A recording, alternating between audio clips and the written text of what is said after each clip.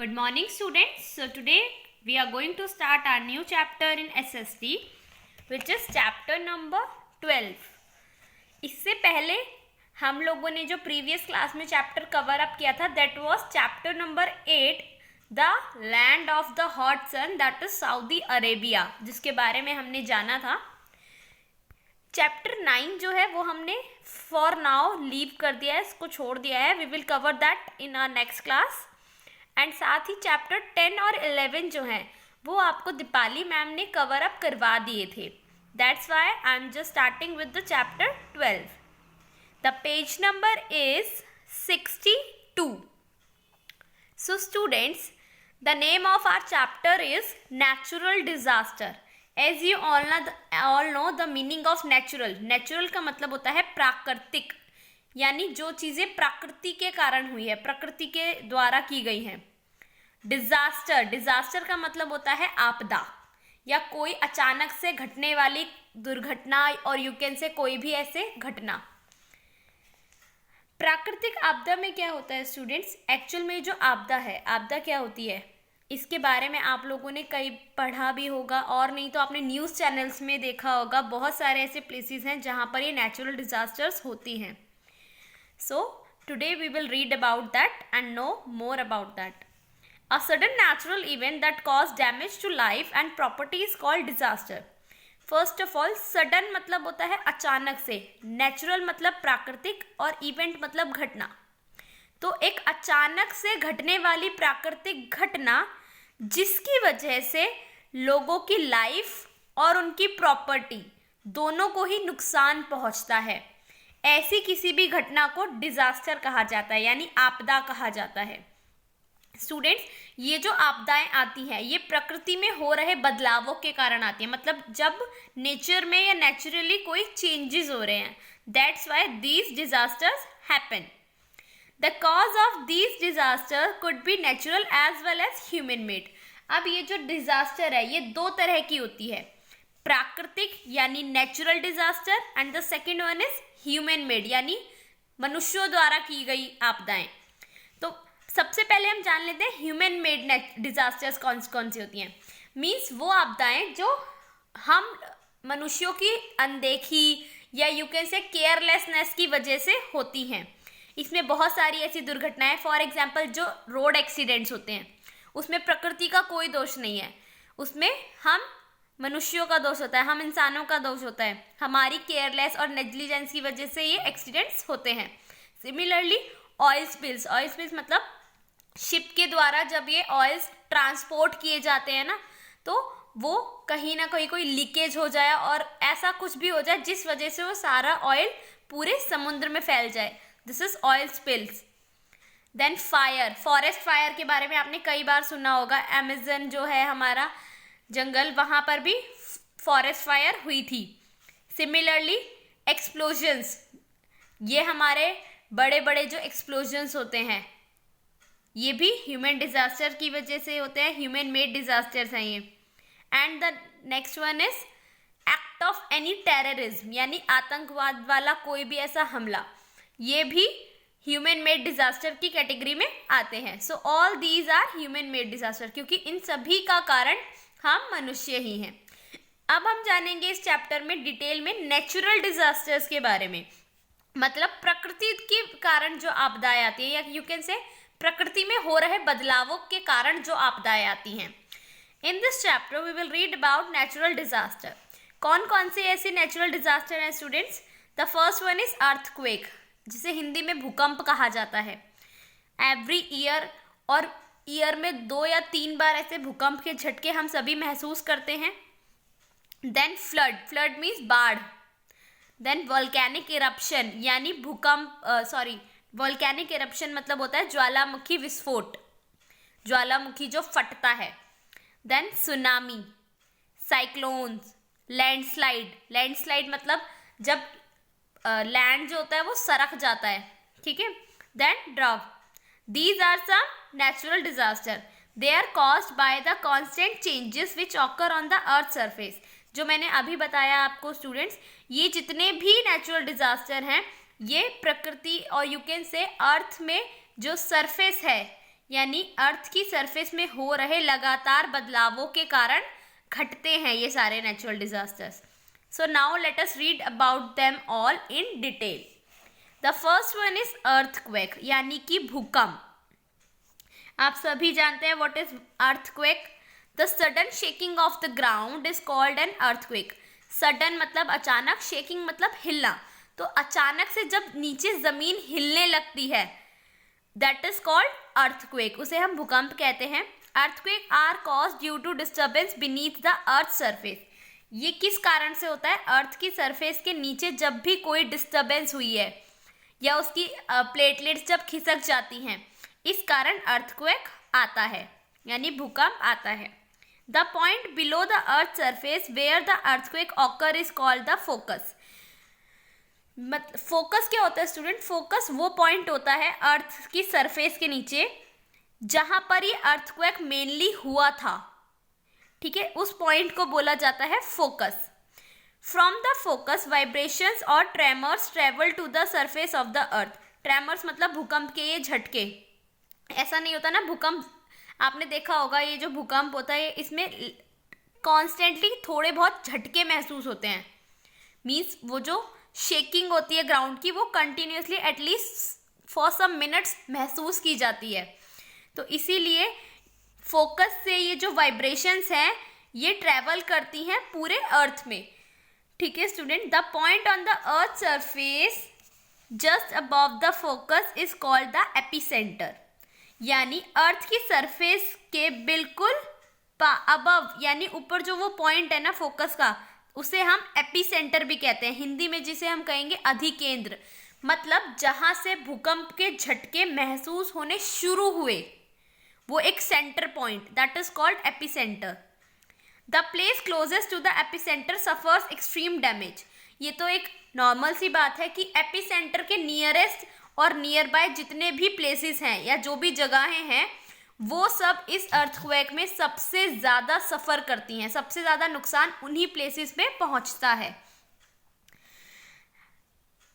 The tremors often travel to places not very far from the epicentre depending on the strength of earthquake. और earthquake यानी भूकंप के जो तीव्रता है वो कितनी तेज है इस पर डिपेंड करता है कि ये आसपास और कितनी दूर तक नुकसान पहुंचाएगा. अगर वो थोड़े उसकी तीव्रता ज़्यादा नहीं है, अधिक नहीं है, तो वो अपने आसपास के इलाकों में ही उससे नुकसान पहुंचेगा. लेकिन अगर भूकंप की तीव्रता यानी उसकी जो स्ट्रेंथ है वो बहुत ज़्यादा है तो उसकी वजह से दूर के इलाकों में भी नुकसान हो सकता है. The magnitude of an earthquake is measured on a Richter scale. Magnitude मतलब उसकी क्वांटिटी और यू कैन से उसकी जो मात्रा है या यू कैन से उसकी फोर्स और इंटेंसिटी, मतलब कितनी तीव्रता वाला वो भूकंप था. इसे नापने के लिए हम रिक्टर स्केल यूज करते हैं. रिक्टर स्केल मतलब वो न्यूमेरिकल डिजिट्स जिनमें हम इसे नापते हैं.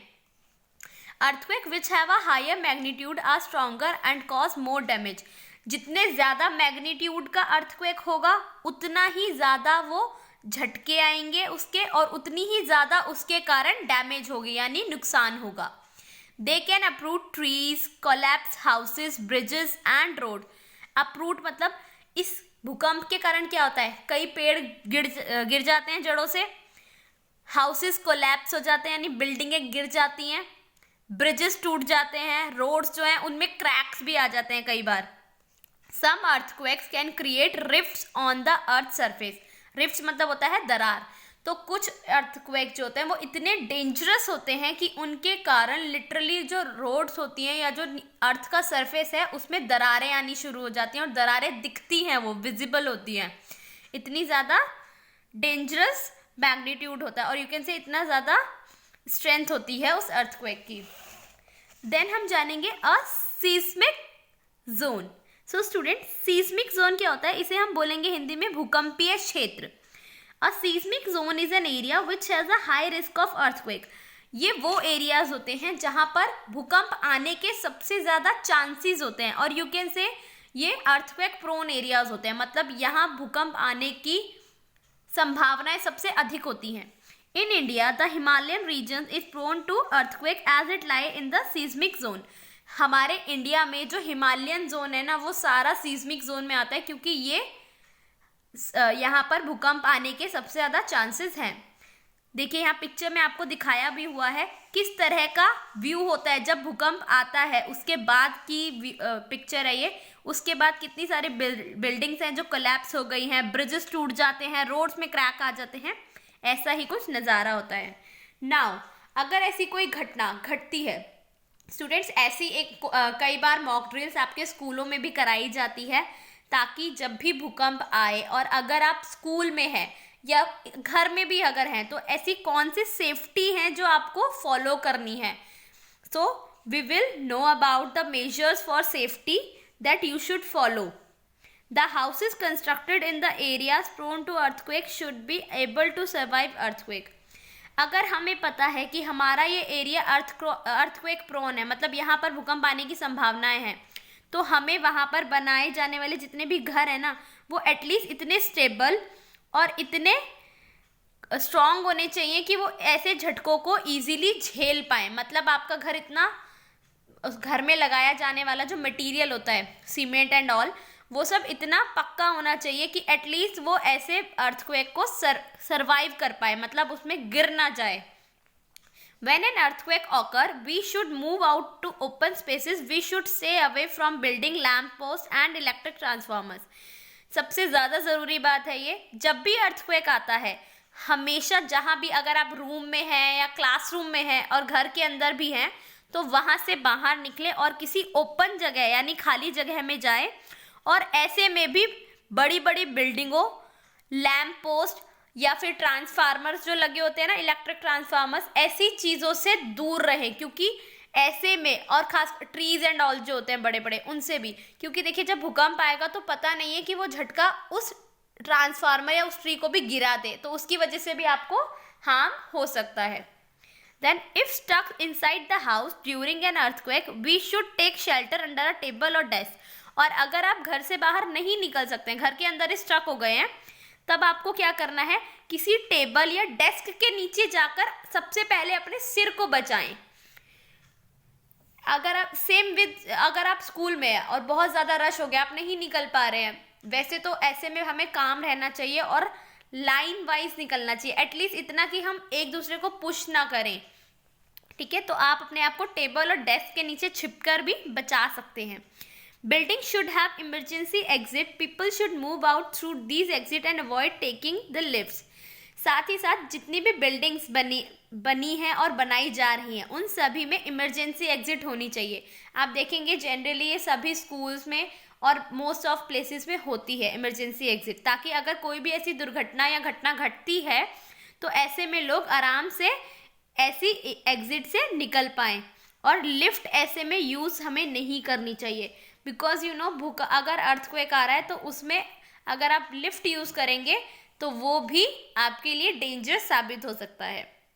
If you are in car और bus and feel the ground shaking, get out the vehicle immediately. और अगर आप अर्थक्वेक के टाइम पे, जब अर्थक्वेक आ रहा है, आप किसी कार या बस में है, तब भी आप अगर थोड़ा सा फील हो रहा है दैट ग्राउंड इज शेकिंग, तो आप जल्दी से जल्दी उस व्हीकल से बाहर निकलें। Okay, so you should follow all these measures. इसके अलावा भी आप अपने साथ साथ दूसरों की भी थोड़ी बहुत सहायता करने की कोशिश करें, ज़्यादा भगदड़ ना मचाएं, थोड़ा सा पेशेंस रखें और घबराएं बिल्कुल भी नहीं। इसके बाद हम जानेंगे फ्लड। स्टूडेंट, फ्लड क्या होता है? A flood occur when the volume of water in a water body such as river और lake overflow its usual boundaries. Flood को हम हिंदी में कहते हैं बाढ़।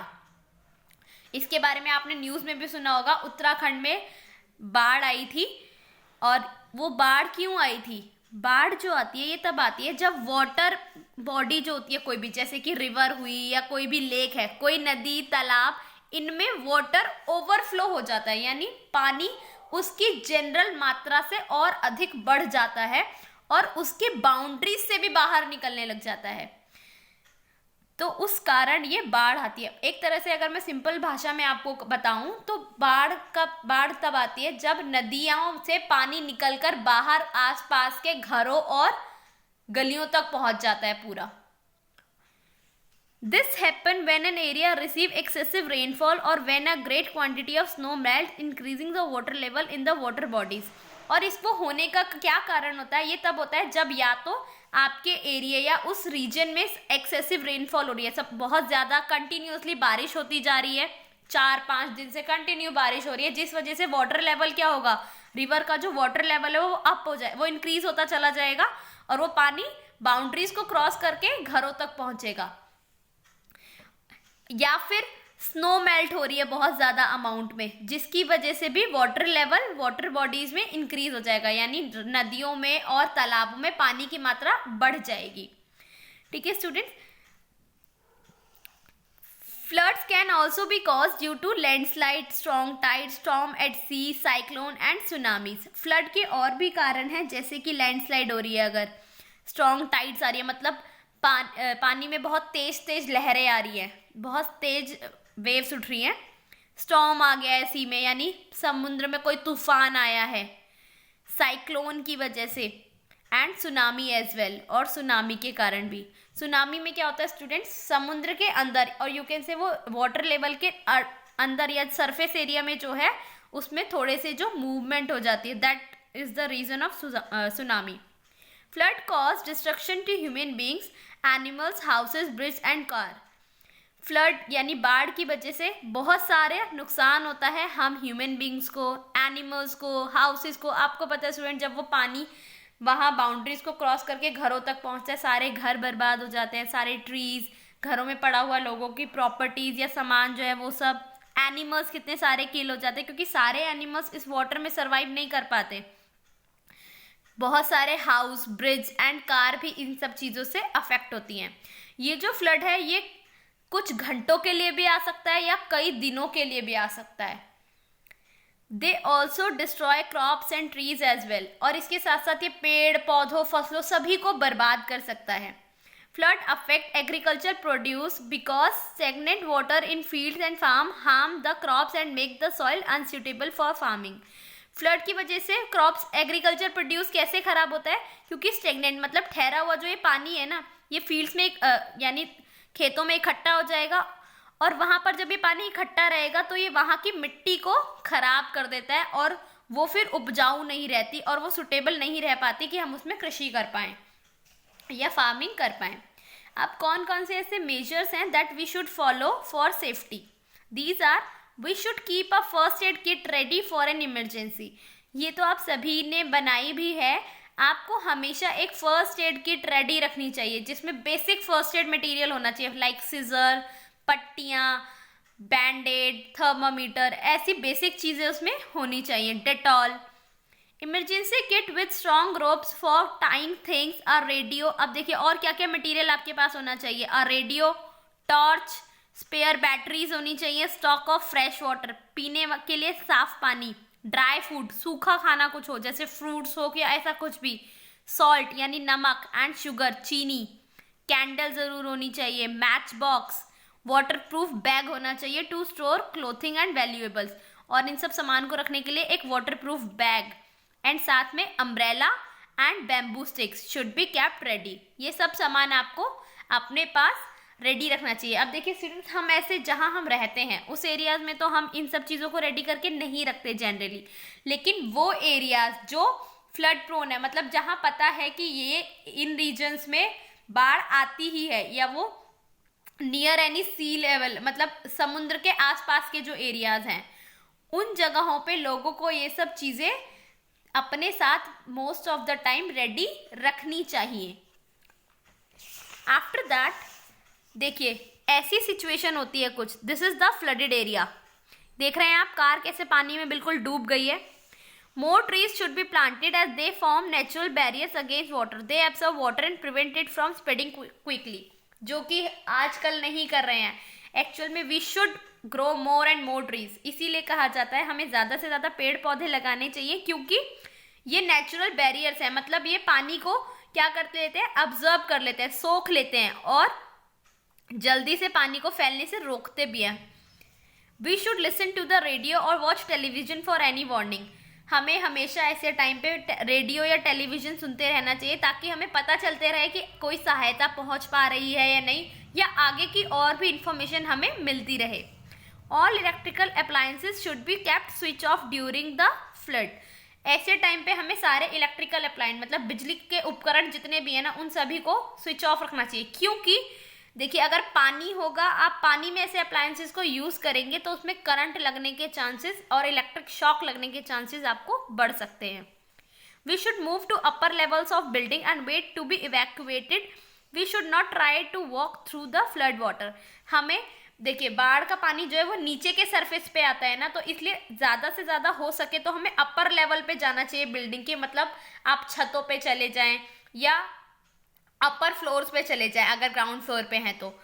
और पानी को जब तक वो खाली ना हो जाए तब तक हमें वेट करना चाहिए। और बाढ़ के पानी में चलने का ट्राई या ट्रैवल करने का ट्राई नहीं करना चाहिए।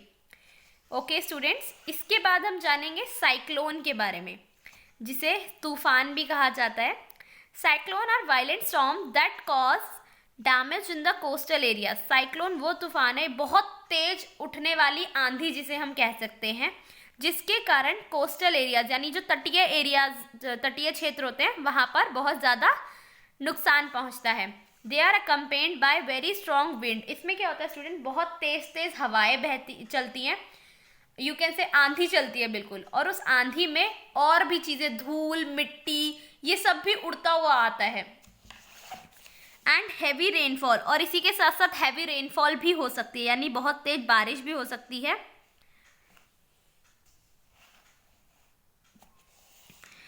And high tidal waves, they are also called hurricanes and typhoons. इसीलिए इसे हरिकेन्स एंड टाइफून्स भी कहा जाता है। दोनों का मतलब आंधी तूफान ही है, बहुत तेज आंधी। एक्चुअल में साइक्लोन में क्या होता है, बहुत तेज तेज हवाएं चलती हैं जिनकी स्ट्रेंथ बहुत ही ज़्यादा एक्सट्रीम लेवल की होती है, और उसके साथ बहुत ज़्यादा धूल, मिट्टी और भी अलग अलग चीज़ें उड़ती हुई आती हैं जो आँखों में घुस जाती हैं। In India, the coastal states such as West Bengal, Odisha, Andhra Pradesh, Telangana and Tamil Nadu along the Bay of Bengal and Gujarat and Maharashtra along the Arabian Sea face frequent cyclones. देखिए, यहाँ उन states के बारे में बताया जहाँ पर frequently cyclones आते रहते हैं। वो हैं आपके वेस्ट बंगाल में, उड़ीसा में, आंध्र प्रदेश में, तेलंगाना में, तमिलनाडु, बे ऑफ बंगाल। स्टूडेंट, ये जितनी भी स्टेट्स हैं ना, ये सभी कोस्टल रीजन्स में आती हैं, मतलब इनके पास तटीय क्षेत्र वो होते हैं जो समुद्र के तट पे पड़ते हैं, यानी इनके आसपास समुद्र है कोई ना कोई, और इसीलिए यहाँ पर साइक्लोन आने के चांसेस ज़्यादा होते हैं और आते भी हैं यहाँ cyclone. All these are coastal areas. Measure for safety, अब ऐसे में हमें कौन सी सेफ्टी रखनी है। देखिए स्टूडेंट, इससे पहले यहाँ पर आपको एक फर्स्ट एड किट दिखाई हुई है, ये फर्स्ट एड किट है। इसमें देखिए क्या क्या बेसिक चीज़ें जो आप रख सकते हैं, सीजर, डिटॉल, पट्टी रख सकते हैं आप, ये सब चीज़ें आप इसमें रखें। This is a thermometer, safety pin,